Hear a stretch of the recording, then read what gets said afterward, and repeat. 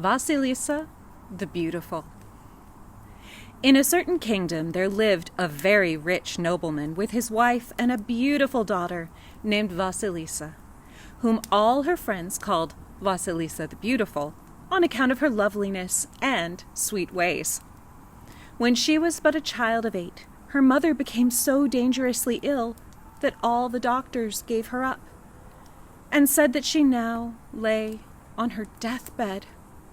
One day she called Vasilisa to her bedside, and giving her a lovely little doll, said, "Listen to me, my child, and remember your mother's dying words. I am about to depart this life for another, a brighter and far happier one. With a dying mother's love do I leave you this doll, which is very different from others, for she is enchanted. Keep her, my darling, and show her to no one. But when ill luck befalls you, ask her to help you. Now farewell, Vasilisa. Be a good girl, obey your father, love him, and cheer him when in trouble. Goodbye, little one." With these words, the mother kissed her child and expired. Some years after the death of his wife, the nobleman thought he had better marry again on his child's account, for he loved his little daughter dearly and wanted someone to take care of her, as he had very little time to do so himself. Many women came in his way, yet he cared for none. At last, a very rich widow took his fancy with 2 rather pretty daughters of Vasilisa's own age. He, thinking her a good housewife as well as a kind mother, married her. But alas, she turned out to be a very different sort of woman, and like a good many stepmothers, disliked her stepdaughter immensely. She hated Vasilisa because she was the most beautiful child on the whole face of the earth, and because she was a good, obedient little girl. Her stepsisters, of course, very shortly began to hate her too. They snubbed her, made her do all their work for them, and tried to worry her in every possible way, but in vain. Vasilisa grew more beautiful every day and did not seem to mind in the least all their snubbing and all the hard work they made her do. Why was this? Was it because she kept the doll which her mother had given her? Or was it the dying woman's blessing that kept her from harm? We shall see by and by. Years passed on. The beautiful Vasilisa was now old enough to be a bride. She was always surrounded by rich and handsome lovers, while the 2 stepsisters were left out in the cold, for no one looked at them when Vasilisa was near. Naturally, the stepmother became very angry and told the young men that she would not let Vasilisa marry before her own daughters were comfortably settled. The young men, on hearing this, departed in haste and troubled the nobleman's house no more. The stepmother was still more disgusted when she saw that she had turned them off altogether, and began to vent her rage on Vasilisa, calling her a flirt, telling her that she kept all the young men away from her sisters. However, Vasilisa did not mind. It so happened that the nobleman had to go to a very distant kingdom for some months on very important business, while his wife moved to another house not quite so large as the first one, near a dark and dreary forest, in the middle of which stood a little hut, and in it lived an old witch, who was said to eat up everybody who came in her way, just as though they were so many chickens. The stepmother had heard of this dreadful old witch, and thought if she kept on sending Vasilisa into the forest every day for something or other, she would soon be got rid of.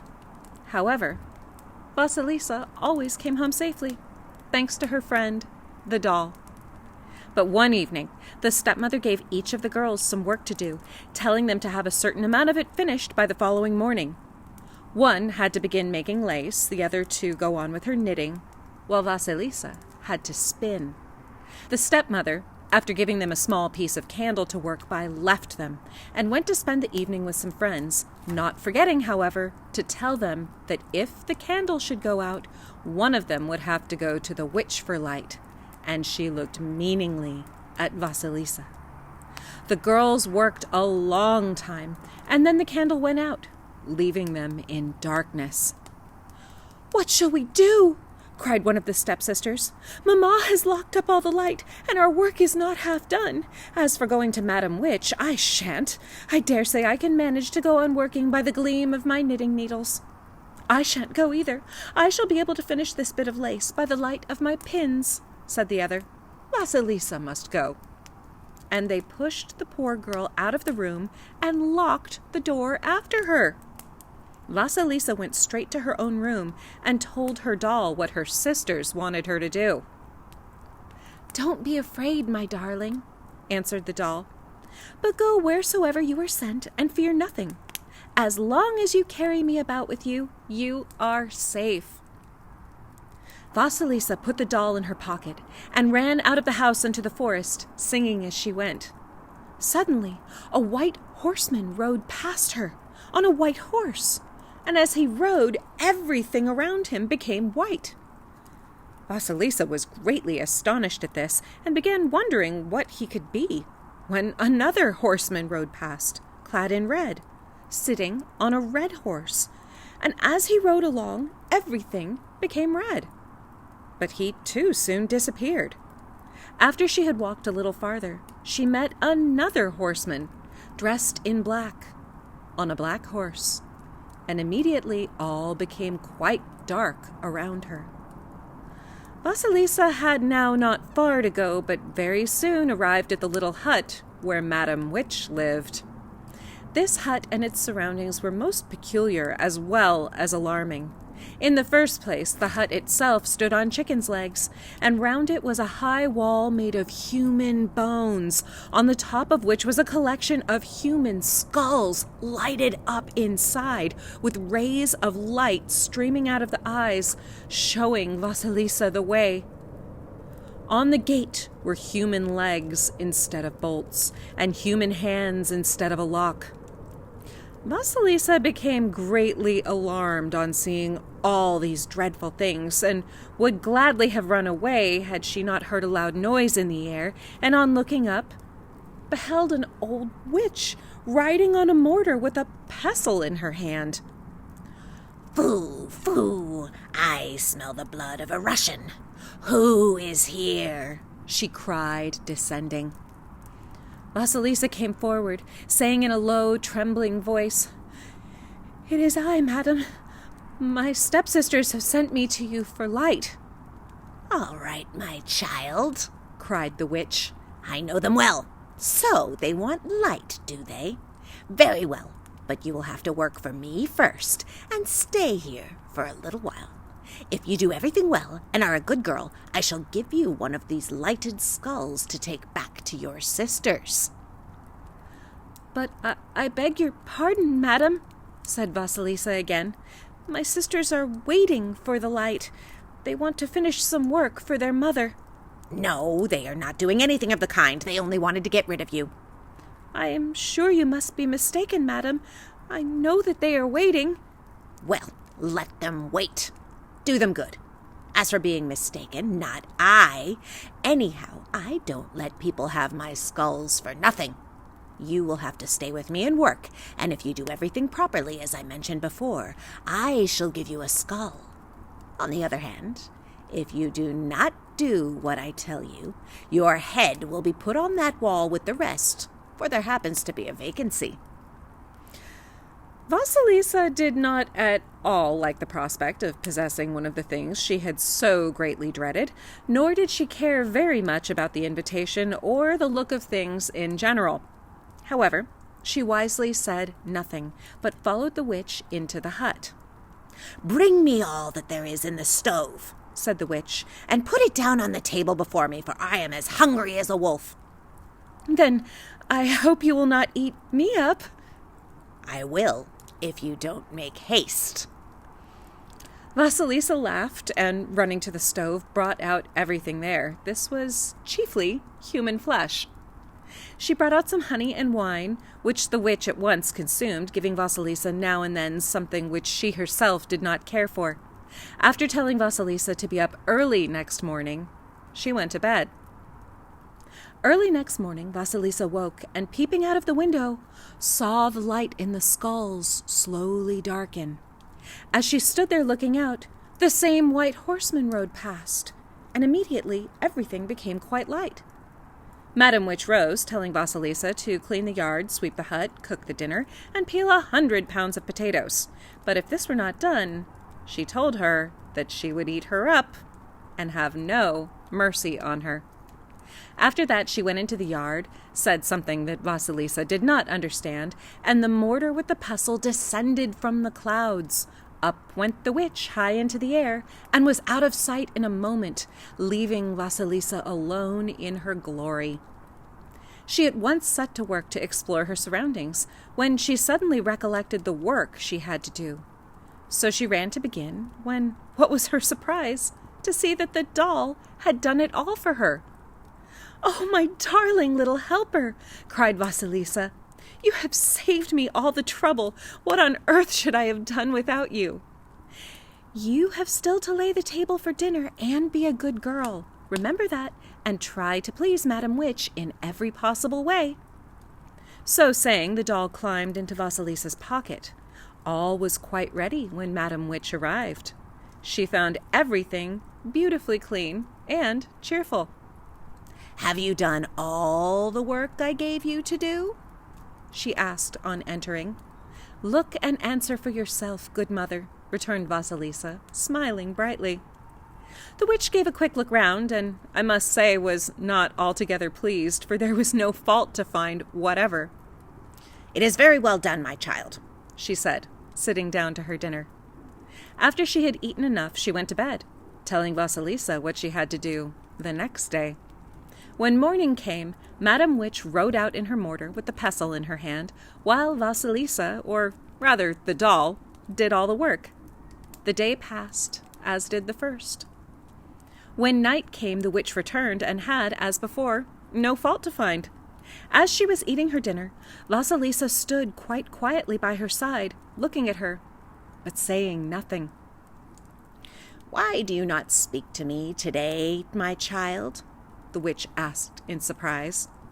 "Because I was thinking." "What was it? Out with it!" "Well, to tell the truth, I am rather puzzled about something and want to ask you some questions, and shall be very glad if you will answer them for me." "Fire away, but mind not too many questions, or you will soon get old." "I only want to ask you 3 questions. First, as I was coming to you for a light, a white horseman passed me on the way. He sat on a white horse, and all around him became white. Who was he?" "His name was Day." Then came another horseman clad in red. Who was he? "He was Sunset." Then a third passed me in black. Who was he? "He was Night." Vasilisa remained silent for some time. "Well," asked the witch, laughing, "have you no more to ask me about?" "No, you yourself told me not to ask too much for fear of my growing old before my time." "Very well, then. Now that you have asked me all you wish to know, I will return the compliment and ask you some questions, too. Tell me, why is it that you are always so good and so quick and ready to obey me, and never make a mistake by any chance? And also, why is it that I am so fond of you, and would not hurt a hair of your head?" "I suppose it is my dear mother's blessing that helps me in all I do." "Well, then, look here, my dear. I don't want any blessedness in my hut. I think you have been here quite long enough, so you had better go back to your stepmother and sisters with my compliments, and take one of my skulls with you." So saying, the witch gave Vasilisa one of the horrid-looking things, and saw her off. Away ran the girl, thinking the witch quite the most charming old lady she had ever met. It was growing very dark now, and had it not been for the lighted skull, she would never have found her way. She ran on until day broke in upon her, and the skull darkened. But as soon as night galloped past, the skull lighted up again, showing Vasilisa the way. On the following evening, she arrived at the gates of her home. All was in total darkness. She was about to throw away the lighted skull and enter the house, when suddenly, to her great surprise, a voice like thunder came from the skull, saying, "Throw me not away, but take me unto thy stepmother."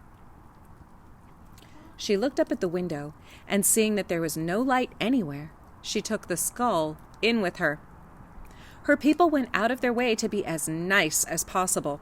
They embraced her tenderly, telling that they had been in utter darkness during the evenings the moment she had left them. Whatever light was brought to them went out immediately.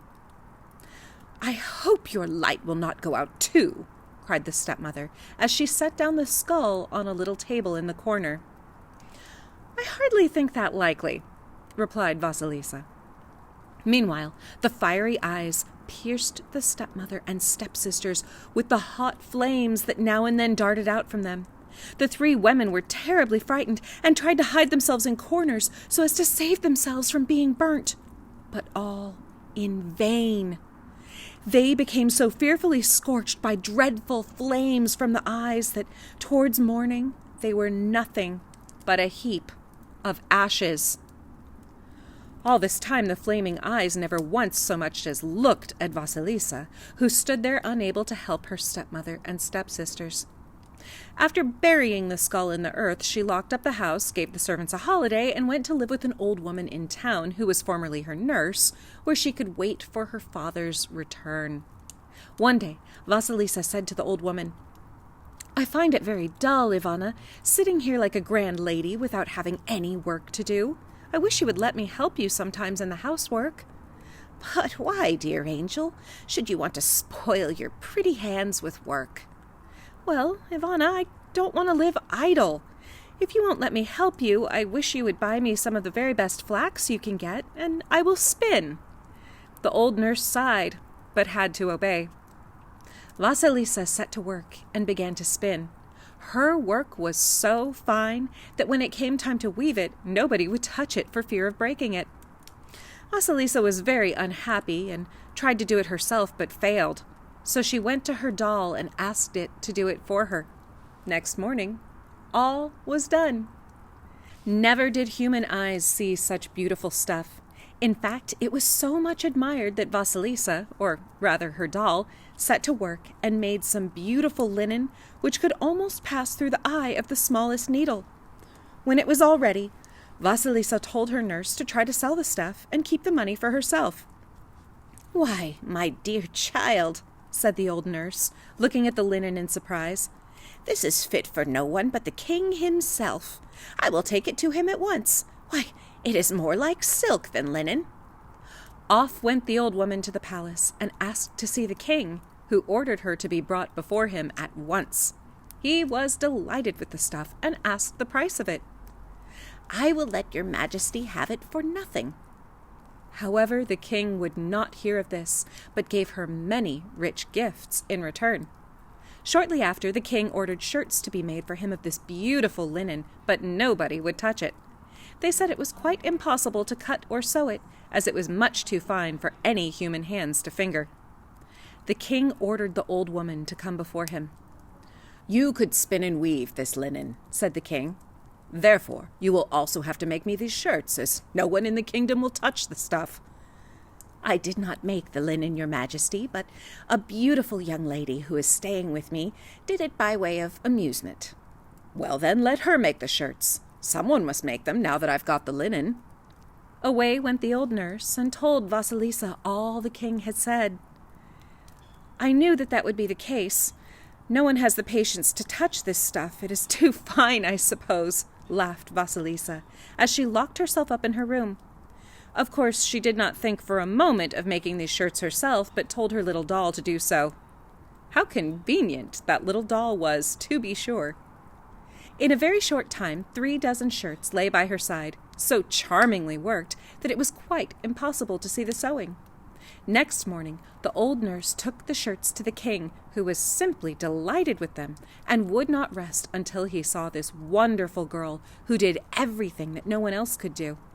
Meanwhile, Vasilisa, after dressing herself in a beautiful satin dress, looking like a rose freshly plucked from the garden, sat by the open window as though waiting for something. Suddenly, she heard the sound of wheels. She looked up and saw one of the king's carriages drive up to the door. Vasilisa flew to answer the bell. "Does the young lady who made the king's shirts live here?" asked a footman with powdered hair. Vasilisa told him that she was the one. So off she drove to the palace, but no sooner had she made her appearance at court when all eyes were turned to her, full of surprise at her wonderful beauty. As for the king himself, he fell straightway in love with her, and in a very short time they were married. As the king happened to be young and handsome, Vasilisa did not object. Vasilisa's father soon returned and was overjoyed at the news. He lived the rest of his days with his beloved daughter and the king, her husband.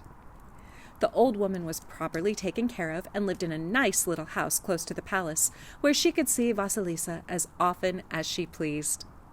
The beautiful young queen became more lovely every day and kept the doll carefully locked up to the end of her days and showed it to no one for fear of its getting broken.